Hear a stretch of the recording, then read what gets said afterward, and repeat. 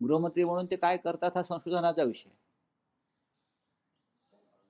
पूर्वीच्या काळामध्ये जॉर्ज फर्नांडिस वगैरे विरोधी पक्षाचे प्रमुख लोक होते. आणीबाणीच्या काळात जॉर्ज साहेब त्यांनी बॉम्ब बनवले होते हुकुमशाही विरुद्ध लढण्यासाठी. पण आता तुम्ही ज्या पद्धतीची हुकुमशाही या देशात आणि राज्यात सुरू आहे, विरोधकांना मान वर करूच द्यायची नाही. त्याच्यामुळे विरोधकांकडून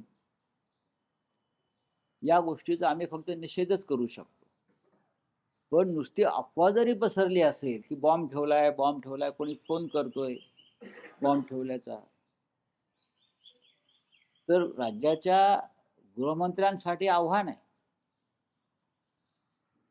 त्याच विधान भवनाच्या बाजूला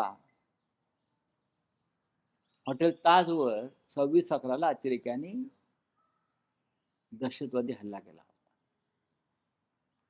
सरकार कोणाचे असू द्या. त्यानंतर इस्रायली इमारतीवरती हल्ला केला होता. ट्रायडेंट हॉटेल त्याच समोर आहे, तिथे हल्ला केला होता. याचा अर्थ असा आहे की मुंबई सुरक्षित नाही. मुंबई भीतीच्या सावटाखाली आहे. आणि महाराष्ट्राचं गृह खातं, महाराष्ट्राचं पोलीस दल, महाराष्ट्राचं इंटेलिजन्स हे फक्त आपल्या राजकीय विरोधकांमध्ये फोडाफोडी करण्यासाठी, दहशत निर्माण करण्यासाठी वापरलं जात आहे. त्याच्यामुळे गुन्हेगारांचा, दहशतवाद्यांचा ची मानसिकता अशी आहे की इथे आपण काही केलं तर आपल्यापर्यंत पोलिसांचे हात पोहोचणार नाही. मी ईश्वराकडे प्रार्थना करतो की फक्त अफवाच ठरू द्या. अफवाच ठरू द्या. विधानसभेचं अधिवेशन सुरू असताना जर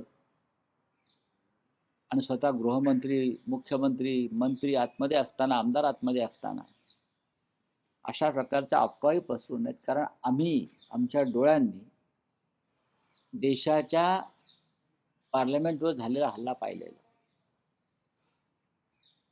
आणि तेव्हाही भारतीय जनता पक्षाचंच सरकार होतं.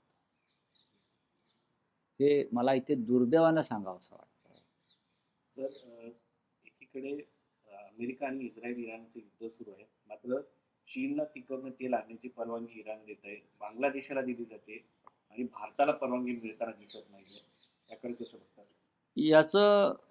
याच्याकडे बघण्याचं कारणच नाही. हा विषय न बघण्यासारखाच आहे. देशाचे प्रधानमंत्री कुठे आहेत सध्या? तर केरळमध्ये निवडणुकांचा प्रचार करतायत.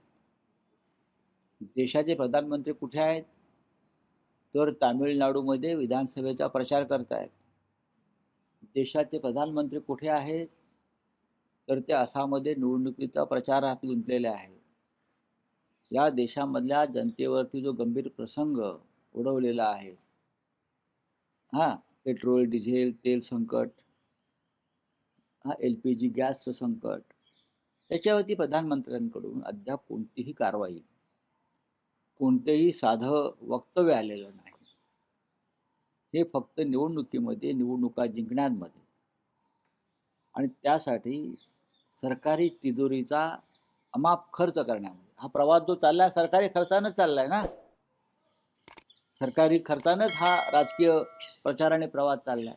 त्याच्यामुळे देशाचं दुर्दैव आहे की अशा प्रकारचे संवेदनशून्य प्रधानमंत्री आम्हाला लाभले.